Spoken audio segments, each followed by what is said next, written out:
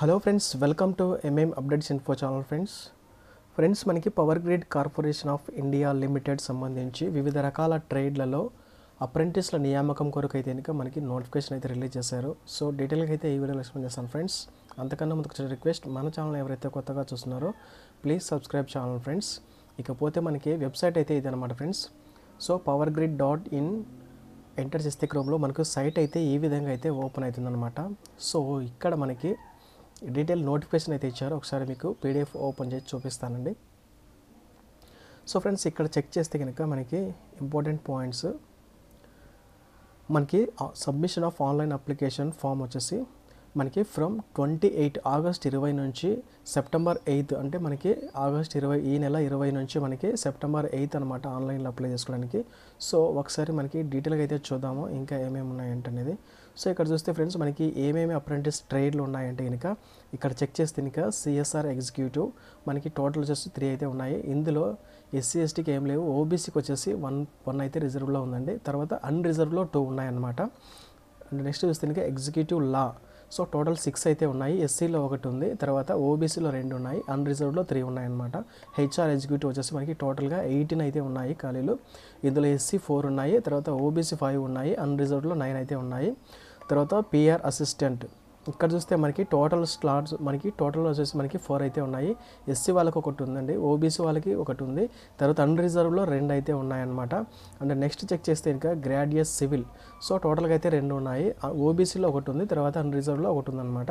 తర్వాత graduate computer science total వచ్చేసి మనకి 12 అయితే ఉన్నాయి. ఎస్సీకి 3 ఉన్నాయండి, ఓబీసీకి 3 ఉన్నాయి, అండ్ అన్రిజర్వ్లో 6 అయితే ఉన్నాయి.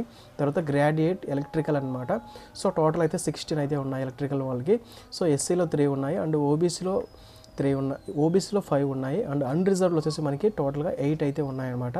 అండ్ నెక్స్ట్ చెక్ చేస్తే గ్రాడ్యుయేట్ ఎలక్ట్రానిక్స్ లేదా టెలికమ్యూనికేషన్ ఇంజనీరింగ్ అనమాట. సో టోటల్గా అయితే 3 ఉండడం జరిగింది. ఎస్సీ వాళ్ళకి 1, తర్వాత అన్రిజర్వ్లో 2 అయితే ఉన్నాయి. And library professional assistant, so టోటల్గా 2 ఉన్నాయి. ఓబీసీలో 1 ఉంది, తర్వాత అన్రిజర్వ్లో 1 ఉండడం జరిగింది. అండ్ రాజ్ భాష అసిస్టెంట్ టోటల్గా అయితే 2 ఉన్నాయి. తర్వాత ఇక్కడ చూస్తే మనకి అన్రిజర్వ్లో ఉన్నాయండి 2 కూడా. తర్వాత బిజినెస్ డెవలప్మెంట్ ఎగ్జిక్యూటివ్ టోటల్గా అయితే 3 ఉన్నాయి. ఎస్సీలో 1 ఉంది, తర్వాత అన్రిజర్వ్లో 2 ఉన్నాయి. సో మనకి టోటల్గా వచ్చేసి మనకి 71 ఉన్నాయి. ఈ 71లో అన్రిజర్వ్లో వచ్చేసి 38 ఉన్నాయి, ఎస్సీ వాళ్ళకి 14 ఉన్నాయి, అండ్ ఓబీసీ వాళ్ళకైతే ఇంకా 19 అయితే ఉండడం జరిగిందనమాట. సో ఇదనమాట ఫ్రెండ్స్, ఈ యొక్క ట్రేడ్కి సంబంధించి ఎన్ని ఖాళీలు ఉన్నాయి ఏంటనేది. సో ఇక్కడ చెక్ చేస్తే కనుక మనకి దీనికి క్వాలిఫికేషన్ చెక్ చేస్తే కనుక ఎడ్యుకేషనల్ క్వాలిఫికేషన్ చూస్తే కనుక educational qualification and monthly stipend check చేస్తే గ్రాడ్యుయేట్ ఎలక్ట్రికల్కి వచ్చేసి మనకి క్వాలిఫికేషన్ బీఈ లేదా BTech, BSc engineering in electrical engineering అయితే ఉండాలండి.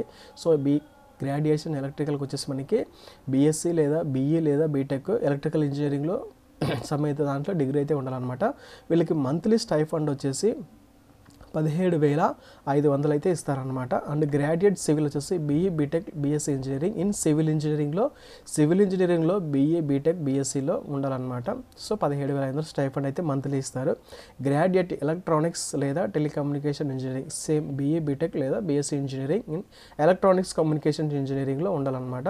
సో స్టైఫండ్ వచ్చేసి 17,500. గ్రాడ్యుయేట్ కంప్యూటర్ సైన్స్, సో మనకి కంప్యూటర్ సైన్స్ అయితే ఉండాలన్నమాట. బీఈ బీటెక్ బీఎస్సీలో కంప్యూటర్ సైన్స్ ఇంజనీరింగ్ లేదా ఇన్ఫర్మేషన్ టెక్నాలజీ సంబంధిత బ్రాంచ్లో డిగ్రీ ఉంటే సరిపోతుంది అనమాట. 17,500 అయితే ఇస్తారు. హెచ్ఆర్ ఎగ్జిక్యూటివ్ ఎంబీఏ హెచ్ఆర్ లేదా post graduate diploma in personal management and industrial relations are equivalent. So వీటిలో అయితే కనుక ఎంబీఏ ఉండాలని లేదా post graduate diploma in personal management ఉండాలని మెన్షన్ చేశారు.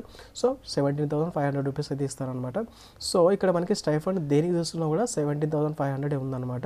సో తర్వాత చూస్తే కనుక సిఎస్ఆర్ ఎగ్జిక్యూటివ్ చూస్తే కనుక master in social work, so master అయితే ఉండాలని మెన్షన్ చేస్తారు, లేదా rural development or management or ఈక్వలెంట్లో మాస్టర్ డిగ్రీ అయితే ఉండాలన్నమాట. అండ్ నెక్స్ట్ చూస్తే law executive graduate degree in any discipline and bachelor degree in law LLB, minimum 3 years professional course or 5 years integrated LLB. So main degree ఉండి minimum LLB 3 years course ఉన్నా లేదా 5 years integrated LLB ఉన్నా okay అనమాట. And next చేసేస్తే కనుక PR assistant వచ్చేసి bachelor of mass communication, bachelor of journalism లేదా bachelor of journalism and mass communication లేదా BA journalism and mass communication or equivalent course. So వాటిలో అయితే ఇంకా బ్యాచిలర్ డిగ్రీ అయితే ఉండాలండి. సో నెక్స్ట్ చెక్ చేస్తే కనుక రాజ్ భాష అసిస్టెంట్. సో దీంట్లో చూస్తే కనుక మనకి BA Hindi with proficient knowledge of English language. So next వచ్చేసరికి library professional assistant, bachelor of library and information science after graduation or equivalent qualification. So bachelor of డిగ్రీలో మనకి లైబ్రరీ అండ్ ఇన్ఫర్మేషన్ సైన్స్ అయితే ఉండాలండి, లేదా ఈక్వలెంట్ క్వాలిఫికేషన్ అయితే ఉన్న సరిపోతుంది. Business development executive అనమాట, ఎంబీఏ అయితే ఉండాలి. MBA business development or international business or marketing or post graduate diploma in business development or international business or marketing. So qualifications అయితే ఇవి అనమాట ఫ్రెండ్స్. అండ్ స్టైఫండ్ చూస్తే ఇంకా మంత్లీ అయితే ఇంకా 17,500 రూపీస్ అయితే ఇస్తారన్నమాట. అండ్ నెక్స్ట్ ఇక్కడ మనకి ఇంకా చెక్ చేస్తే ఇంకా payment and additional 2,500 rupees in case no company accommodation is provided availed. So accommodation కూడా వీళ్ళే ఫ్రీగా ఇస్తారండి. ఇన్ కేస్ అకామిడేషన్ ఇవ్వకపోతే ఇంకా ఎక్స్ట్రా 2,500 ఇస్తామని మెన్షన్ చేస్తారనమాట. అండ్ నెక్స్ట్ ఇక్కడ ఎలిజిబిలిటీ చెక్ చేస్తే కనుక సో ఈ డేట్లో అయితే ఇక మీకు క్వాలిఫికేషన్ అనేది కంప్లీట్ అయి ఉండాలన్నమాట. Candidates who passes educational qualifications as mentioned above and passed date of result of final examinations. So within 2 years from the closing date of application. So ఈ డేట్లో అయితే కనుక మీ యొక్క క్వాలిఫికేషన్ అనేది పూర్తయి ఉండాలన్నమాట. సో ఇక్కడ చూస్తే candidates are not eligible to apply for the apprentice in any one of the following cases. So వీళ్ళు ఇక్కడ కింద ఉన్నటువంటి రీజన్స్ బట్టి వీళ్ళు ఎలిజిబుల్ కాదని మెన్షన్ చేశారు. ఏమేమి ఉన్నాయంటే అవైటింగ్ ఫర్ రిజల్ట్స్. సో ఎవరైతే రిజల్ట్స్ కోసం వెయిట్ చేస్తున్నారో వాళ్ళు ఎలిజిబుల్ కాదు. 18 సంవత్సరాలకి ఏజ్ తక్కువ అంటే వాళ్ళు కూడా ఎలిజిబుల్ కాదు. తర్వాత ఇక్కడ చూస్తే కనుక సేమ్ ఇయర్లో have already undergone or any currently undergoing apprentice. So మీరు ఆల్రెడీ ప్రస్తుతం ఏదైనా అప్రెంటిస్ చేస్తూ ఉన్నా కూడా మీరు ఎలిజిబుల్ కాదనమాట. More than 1 year job experience ఉన్నా కూడా మీరు ఎలిజిబుల్ కాదనమాట. అండ్ నెక్స్ట్ చెక్ చేస్తే కనుక ఇంపార్టెంట్ పాయింట్స్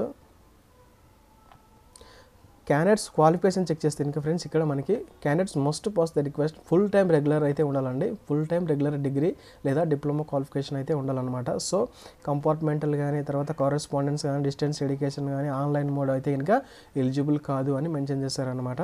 సో ఇక్కడ చూస్తే candidates should have passed their required qualifications within 2 years. So పైన ఉన్న పాయింట్ అనమాట ఇది సేమ్, అంటే ఈ ఇయర్ లోపల మీరైతే పాస్ అయినమాట. అండ్ నెక్స్ట్ చెక్ చేస్తే కనుక the percentage of marks would be clearly stated in the final or consolidated marks sheet or certificates. And next check చేస్తే కనుక ఇక్కడ మీకు Aadhaar registration of direct benefit transfer and Aadhaar seeding bank details. So ఈ యొక్క bank details and డీబీట్ వచ్చేసి మీకు stipend pay చేస్తారు కదా, దానికి సంబంధించింది అనమాట. సో మీ యొక్క అకౌంట్ అనేది ఆధార్కి సీడ్ అయిందా లేదా అనేది ఈ లింక్ యూజ్ చేసి మీరు తెలుసుకోవచ్చు అనమాట. To check your bank seeding status please visit the link and enter your Aadhaar number. So మీ యొక్క అకౌంట్ నెంబర్ అనేది ఆధార్ కార్డ్కి లింక్ అయిందా లేదా అనేది సో ఈ యొక్క లింక్ యూజ్ చేసి మీరు చెక్ చేసుకోవడానికి అనమాట. ఎందుకంటే వీళ్ళు డీబీట్ డైరెక్ట్ బెనిఫిట్ ట్రాన్స్ఫర్ అనమాట. మీకు స్టైఫండ్ ఇస్తామని చెప్పారు కదా, సో అది డీబీటీ ద్వారా చేస్తామని మెన్షన్ చేస్తారు. సో లింక్ అయితే చేస్తున్నాను అనమాట. ఏమేమి డాక్యుమెంట్స్ కావాలంటే కనుక అప్రెంటిస్ అండి. అప్రెంటిస్ అంటే మీరు ఈ యొక్క ఏదైతే మనకి ఒక పోర్టల్ ఉందన్నమాట, స్టేట్ వైజ్ పోర్టల్. సో ఇది అనమాట. ఈ యొక్క పోర్టల్లో మీరు అప్రెంటిస్ పోర్టల్లో రిజిస్టర్ అయి ఉండాలన్నమాట. మీకు సంబంధించిన క్వాలిఫికేషన్ సంబంధించినవి apprentice.india.gov. ఇందులో మీరు రిజిస్టర్ చేసుకొని ఉండాలన్నమాట. సో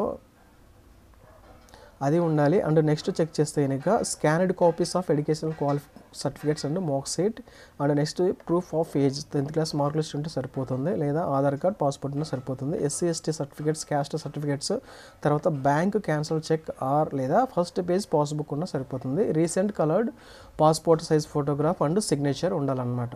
అండ్ నెక్స్ట్ చెక్ చేస్తే కనుక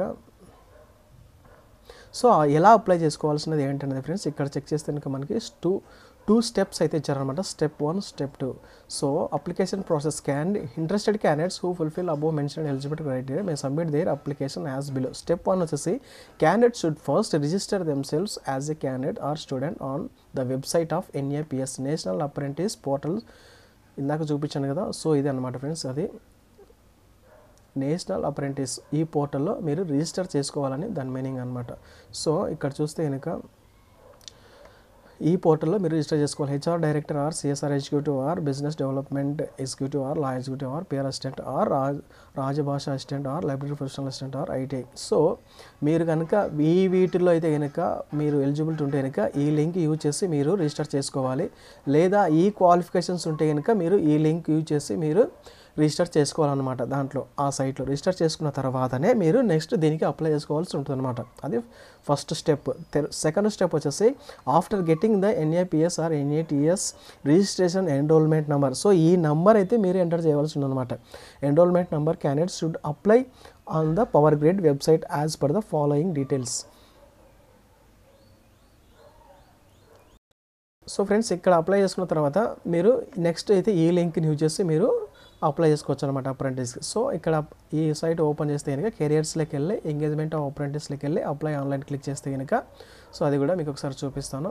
సో ఇదన్నమాట ఈ లింక్ అనమాట. ఈ లింక్ ఓపెన్ చేస్తే కనుక ఇక్కడ మీకు డీటెయిల్గా అయితే ఇచ్చారనమాట ఏమేమి కావాలి. సో ఇక్కడ చూస్తే కనుక ఇందాక చెప్పాను కదా రిజిస్ట్రేషన్ ఐడి, ఆ యొక్క పోర్టల్లో రిజిస్ట్రేషన్ చేసుకోవాలని ఈ ఐడి మీరు ఇక్కడ ఎంటర్ చేయవలసి ఉంటుంది. సో దానికోసం మీరు ఫస్ట్ అప్రెంటిస్ పోర్టల్లో నేషనల్ అప్రెంటిస్ పోర్టల్లో రిజిస్టర్ చేసుకోవాలన్నమాట. ఆ నెంబర్ని మీరు ఇక్కడ ఎంటర్ చేసిన తర్వాతనే మీరు ఇక్కడ ఐ హ్యావ్ అండర్స్టూడ్ ఇక్కడ మీకు ఈ బాక్స్లో టిక్ చేసి సబ్మిట్ కొడితే కనుక మీకు అప్లికేషన్ అనేది ప్రాసెస్ అవుతుంది అనమాట. సో ఇక్కడ మీకు ఏమేమి కావాల్సిన డీటెయిల్గా అయితే ఇచ్చారనమాట. సో ఒకసారి ఇంకా చూద్దాము. సో షార్ట్ లిస్టింగ్ వచ్చేసి ఫ్రెండ్స్ ఇక్కడ మనకు చూస్తే కనుక పూర్తిగా వచ్చేసి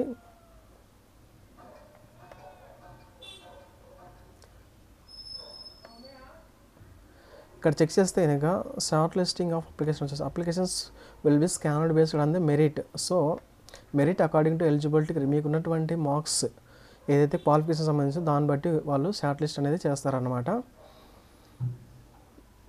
so merit list based will be prepared based on the candidate report. So document verification అదనమాట ఫ్రెండ్స్. ఇంకా నెక్స్ట్ చూస్తే కనుక ఇక్కడ మీకు బెనిఫిట్స్ అయితే ఇచ్చారండి.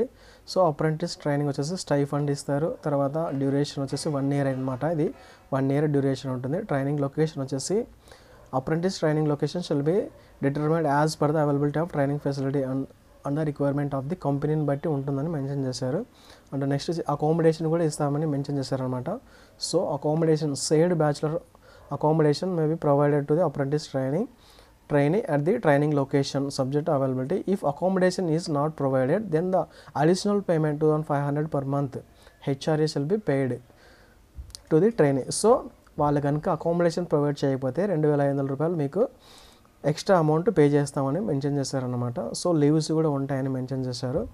తర్వాత లీవ్స్ ఉంటాయని, తర్వాత పర్ఫార్మెన్స్ ఎవాల్యుయేషన్, తర్వాత కాన్ఫిడెన్షియల్లీ అండ్ కనెక్ట్, తర్వాత ఇంటలెక్చువల్ ప్రాపర్టీ. సో బెనిఫిట్స్ అయితే ఇవి అనమాట ఫ్రెండ్స్. సో మనకి లాస్ట్ డేట్ చెక్ చేస్తే కనుక మనకి September 8 అనమాట. సో ఇది ఫ్రెండ్స్ ఇక పవర్ గ్రేడ్ అప్రెంటిస్ సంబంధించి. ఓకే ఫ్రెండ్స్, వీడియో కనుక నచ్చితే లైక్ చేయండి, సపోర్ట్ చేయండి friends. And me friends family relatives ఎవరైనా ఉంటే వారికి కూడా ఇన్ఫర్మేషన్ అనేది షేర్ చేయండి. ఇది ఫ్రెండ్స్. సో ఆన్లైన్లో అప్లై చేసుకోవడానికి ఇది అనమాట. ఈ లింక్ ద్వారా మీరు వెళ్ళవలసి ఉంటుందన్నమాట. సో డైరెక్ట్గా ఇక్కడ ఉన్నటువంటి లింక్ ద్వారా అయినా కూడా మీరు ఇక్కడ ఇచ్చారు కదా www.powergrid అని. సో ఈ లింక్ ద్వారా అయినా కూడా మీరు డైరెక్ట్గా ఆన్లైన్లో అప్లై చేసుకో. ఫస్ట్ స్టెప్ అయితే ఇది కంప్లీట్ చేసిన తర్వాత ఇది చేయాలన్నమాట. సో ఇది ఫ్రెండ్స్ వీడియో కనుక నచ్చితే లైక్ చేయండి ఫ్రెండ్స్, సపోర్ట్ చేయండి ఫ్రెండ్స్. Thanks for